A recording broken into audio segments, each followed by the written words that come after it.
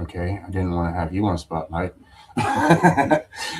Hey, how y'all doing? How we doing, everybody? Appreciate y'all joining us for another Two Raw for TV debate. This one is gonna be hot and heated, right? We got to ask the question. 50 Cent just dropped his new documentary, and we got to ask: is this thing good for the culture? Right? Good for the culture. And when I say good for the culture, that in itself brings up questions. What the hell is the culture? Right? What are we even talking about when we say culture? Right? And I tell you one thing for sure. When I say culture, I'm talking about the black culture, right? What it means to live in this skin in these United States of America, right? The black experience, right? Whether you're born on this soil or not, that all adds to what I see as culture. And when I say culture, I'm talking all the way back from what they told us of slavery, right? I'm talking about I'm talking about the great music that we have, right? The all the influences that shape the rest of the world, right? That come out of this what I call culture, right? So that's what I'm talking about when I talk about culture. Um, and I don't want to be pointing at Pookie and Ray Ray as the culture, right? Because as Pookie and Ray Ray and Veronica Shrieko or whatever her name might be, um, they are parts of the culture, but they aren't the whole culture. Yeah. So when I say culture, it's a real broad statement, right? And we're talking about all these things that make up all the greatness of us. And that's what I mean when I say culture, right? Um, Me personally, guys, I'm completely undecided on this topic.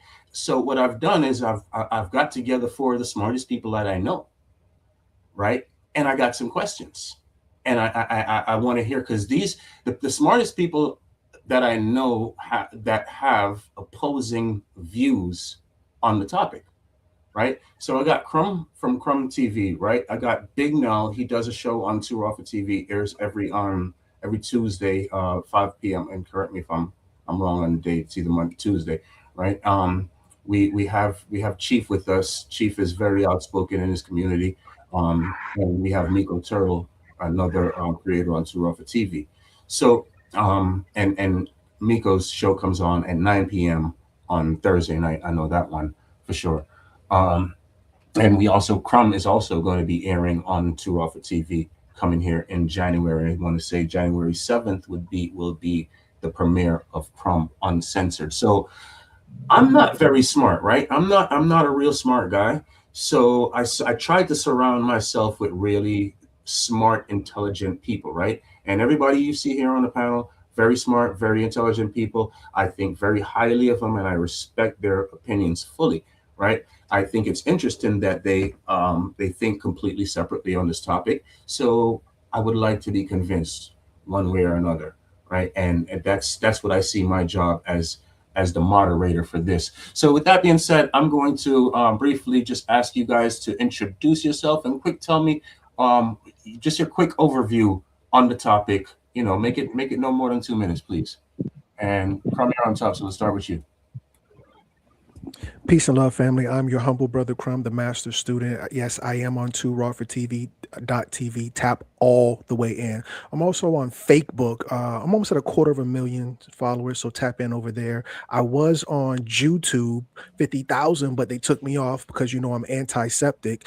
Um, also, according to this whole topic, family, black, the music industry, 50 Cent, all of it is bad for black people. What kind of culture is it? It's nigger culture. I'm your humble brother, Crumb. That's all I have. That's what's up. That's what's up. And then we have Big Now. Salute. Can y'all hear me? Yes, sir. Salute. Salute. It's your boy Big Nel. Oh, booyah. And yeah, we do Outlaw Radio Tuesday, Two Raw for TV. And I don't know. I mean, I take the position personally. I'm undecided about the documentary specifically, but in general, I do think that we need to define good. And part of what I think we should define good as is protection for our community, accountability within our community and finding ways to make things change and shake things up. And with that regard and in that light, I'd like to say that the documentary is good for the Black community. And we'll talk more about why I have that perspective because it's a little nuanced. But at the same time, I do agree with the brother Crumb, where it is a sort of a nigger conversation. And in the light of it being a nigger conversation, let's bring some intellectualism to it so that we can really use it strategically. So that's my piece. Fair enough. Fair enough. All right, Chief, it's on you.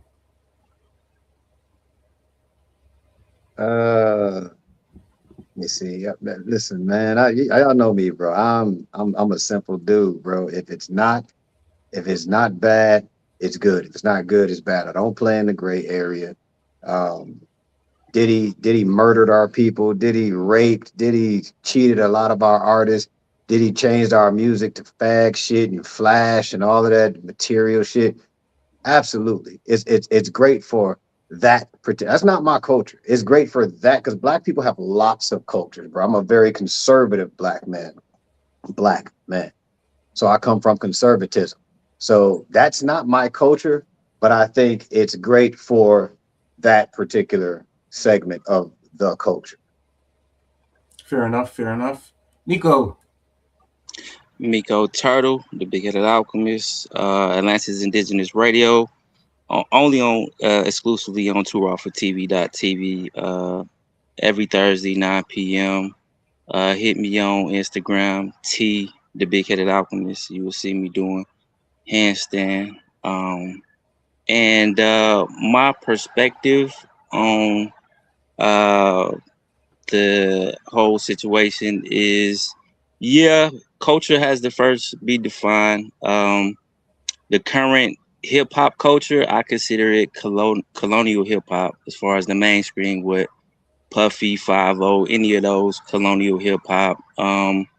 We as original people, we do have a culture, and I stand really for that. I call it indigenous, our indigenous culture. And like the brother said, there's various different elements amongst our community that operate differently. But the documentary, is it good for the culture? I mean, I would say no. It's not because 5-0, he could have exposed a lot of things, and he chose that to expose. That says a lot. He could expose Universal, or he could be strong and powerful, like let's say Michael Jackson. Even one of his rivals, I'm gonna build on how one of his rivals who transitioned got more testicular fortitude than him, to do some powerful things within that music industry to where they can take control for themselves and really be powerful. Because right now, all of that under colonial hip hop is they all weak. And he just doing that documentary to build up a little position for himself, a better position amongst his masses.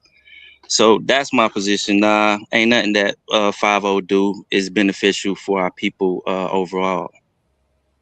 So I can appreciate everything that you guys said, right? And that brings up some more questions from me. And again, I want to reiterate that the fact that when I say culture, I'm talking about it as a whole, right? Yes, the conservative culture is part of this culture that I'm talking about, right? It's not separate. It is a part of it. If we got to think in umbrella terms, right? The culture is the umbrella that we're all the things. And I see you shaking your head, and please, but for me, this is what I'm, because and why I say this, I consider myself a conservative. I consider myself a what do they call it? The entrepreneur type, right? The do for self, right? That's a more Republican type of thing, right? But I also like hip hop, right? I also like to enjoy music, right? I also like to enjoy comedy, right? So that's what I'm talking about when I talk about culture, right? And forgive the ego, but this is my debate. I'm asking you guys to convince me, right? That's really what it is about. And my ego is a bit inflated, but you know, it's really not about me. This is I feel like our audience deserve that type of candidacy, like honesty, and you know, because really and truly, I can't separate it. I can't. You know, that's part of me. Hip hop is a part of me. It, regardless of how they've changed it and what they've brought it to right now, it is a part of me. Right. That's the when I go to choose music to listen to, that's going to be very high on the genre of what's going to be playing. Right. So I can't act like any part of it is a different part of the culture or anything like that. I really can't. But I do. You guys bring up some interesting points. Is this thing what he put out? Is it something to where he's putting it out to help the culture, or is it something that he's putting out in as a business person to elevate himself within his ranks of business? And knowing, right, this is very important. This is a very important piece of it, because we know that neither one of these guys, they're very influential in our communities, but neither one of these guys have real ownership. We see it. We see it on display right now.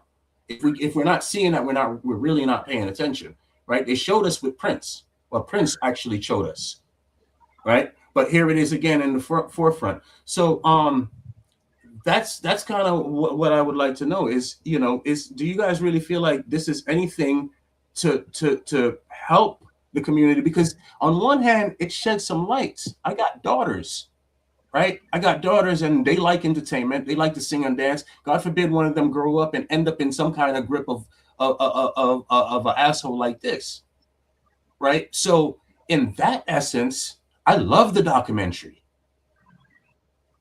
And I'm gonna ask you, since you were last, Nico, to expound on that, please. All right. So you have built on a lot, but I think you is basically saying is his documentary good for the culture, that being like the first question. And I already led in the intro saying no, it ain't. It's just a business move by 5-0 Curtis Jackson to position. He see that position down. Hey man, he been rival. He been beefing with Puffy. So and I mean, people be like that goofy shit that he brung forth, no Diddy. That wasn't even for the culture. That was just him getting that Puffy. If he was really for the culture, he would have said no colonizer. And them boys would have been going at see, that's why I'm about to salute Irv Gotti, RP to him, because he at least did this. He at least tried to link up with Suge and Jay Prince and create their own distribution company. Ooh, and this is an interesting fact that y'all can do the knowledge to. Around the time he got raided, 5-0 was the one on the stage speaking on the brother that they was connected with as far as Supreme. And then the feds raided them, but they also raided Suge, and Jay Prince was able to elude because he had multiple different investments. But I bring that up to say that 5-0 got enough bread to do that. Puffy had enough bread to do that. They didn't do that. They goofy. He is just vouching to get a better position within colonial hip hop, serve his masters better. He is an absolute slave and they number one puppet, because he's the perfect lab rat for that position. Because think about how he came into the game, how to rob a rapper, goofy ass shit like that, man, how to destroy his own kind due to his family traumas. So on that note, I want to get somebody that that kind of agrees with the documentary. So I'm gonna pick on you, Chief. I know you're very outspoken, and you think this. You said I've seen you say online that this documentary is the best thing that happened to the culture. So I would like to hear from you next, please. Bro, listen, man. I don't get into what somebody should have did if they wanted to be good for the community or the culture. they should have did this. You can't dictate what anybody does, bro. You can't dictate what anybody does just because you think that's what they should do to be good for the culture, right? Fair enough. Secondly, whether he got paid for it or not, whether he does some type of master's bidding or not, whether all of these reasons, these speculations for why he did it are true or not, nobody knows. All of these are speculations, but we'd rather play in that area than just be in the area of reality, right? This man raped, exploited, took money from artists, you know what I'm saying? Murdered Tupac, murdered Kim, Heavy D. Dude was responsible for several murders. So exposing someone who is doing terrible things to our community, how is it anything other than a good thing? Like we don't even need 2 hours, an hour, whatever it is, how long this debate is going to be. He exposed a man who was doing terrible things to our community. So here, well, and the reason why I'm not convinced, right, is because it definitely there's more that can be exposed within that, right? More. There's a whole lot more that can be exposed within that. There's always more or less. There's always more or less. There's always more or less. But do you know more? Right. Do you know more about his dirty deeds than you did prior to the documentary not coming out? But listen, I know about the industry.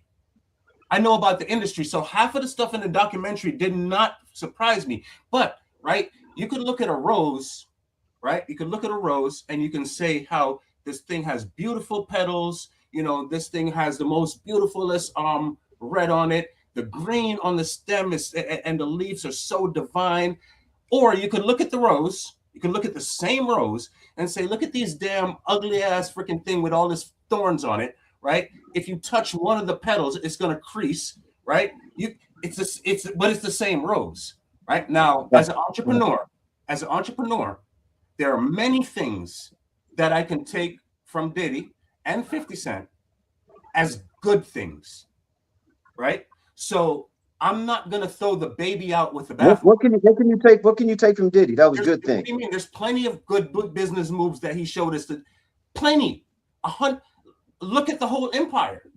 Brand ambassador for Ciroc. Bro, I'm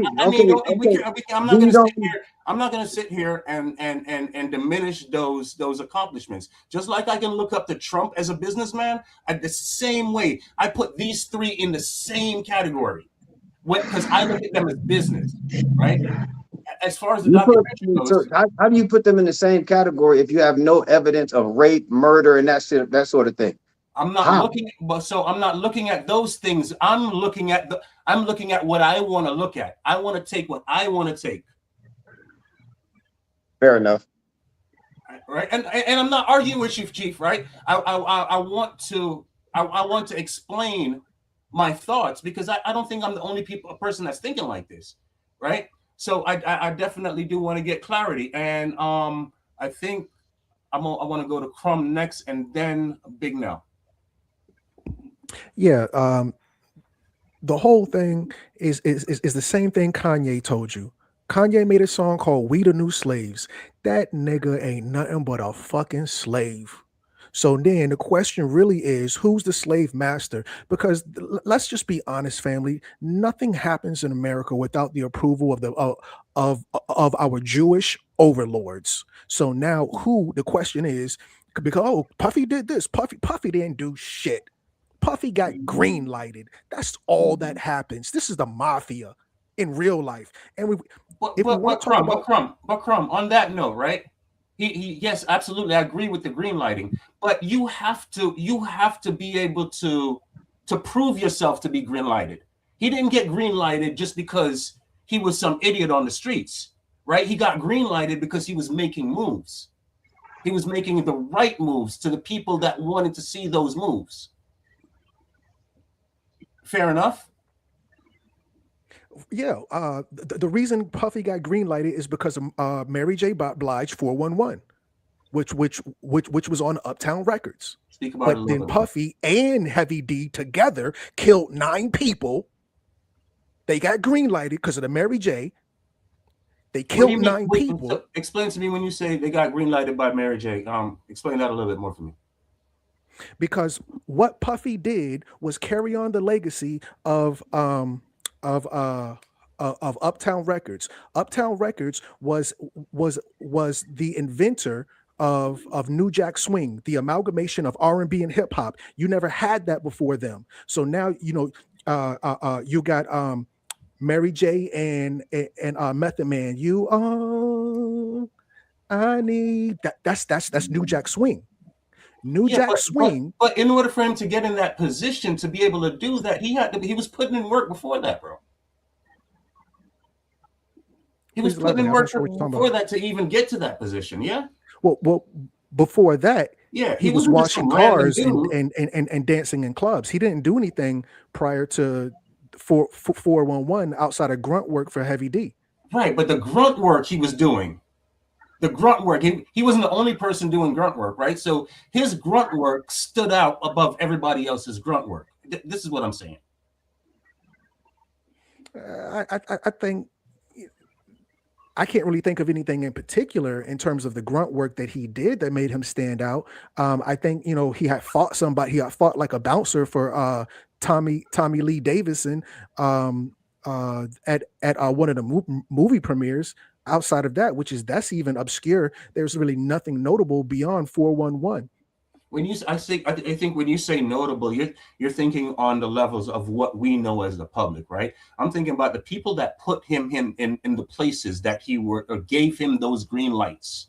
Those people had to see something. They didn't see some random guy and say, okay, this slacker right here, let's make something out of him. They saw somebody that was hustling, that was making moves, that they could say, okay, well, Diddy isn't necessarily organic. Diddy's daddy was a gangster. Diddy daddy was over there with Frank Lewis in the gang, and this may or may not be true, but they said Diddy daddy was a snitch.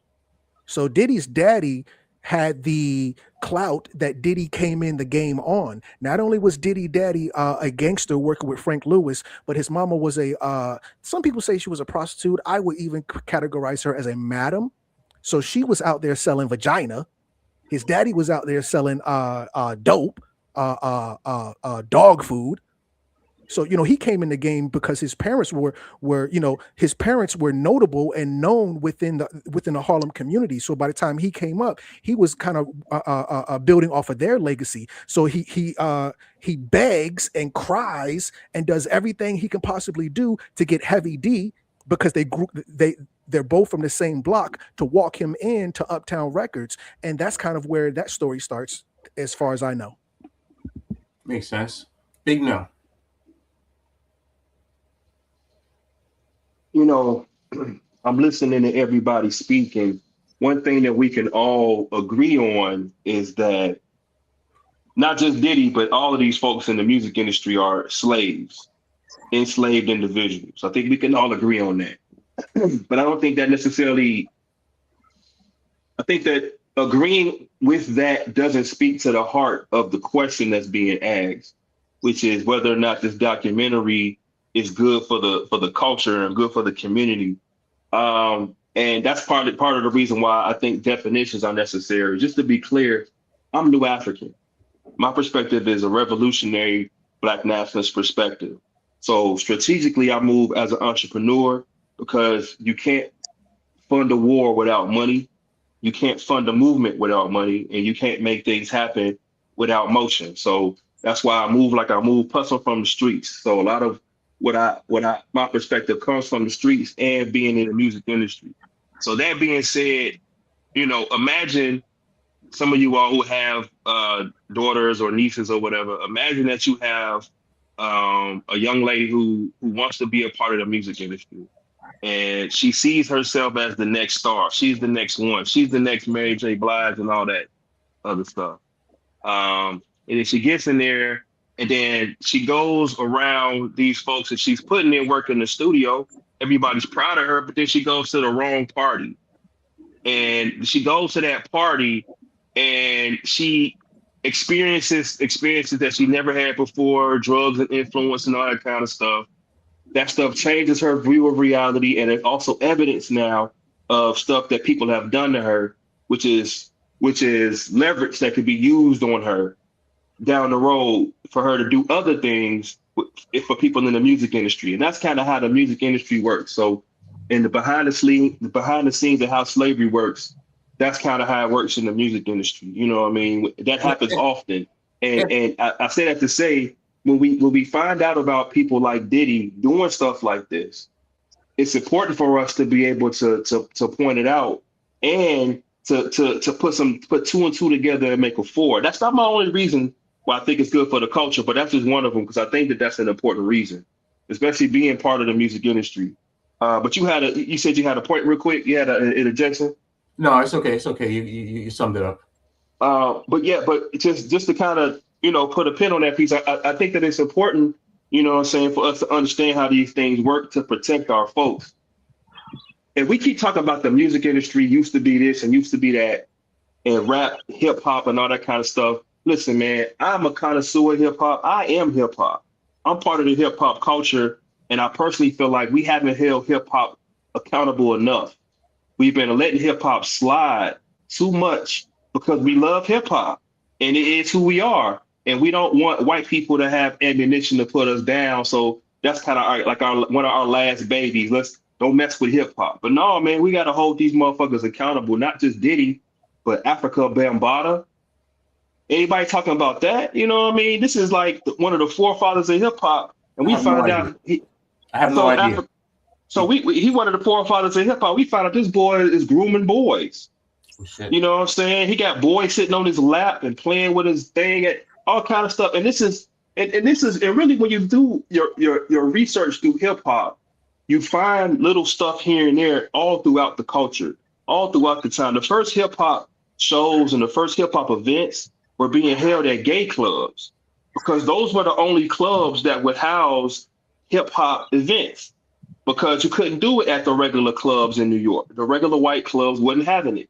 And this goes back to my perspective, where I personally feel like we need to have independence on all of our media, whether it's our entertainment, whether it's our music, whether it's our political stuff. We need to have independence, because if, let's say, we did have some independent Black-owned clubs in New York during that time, hip hop wouldn't have had to be groomed in gay clubs.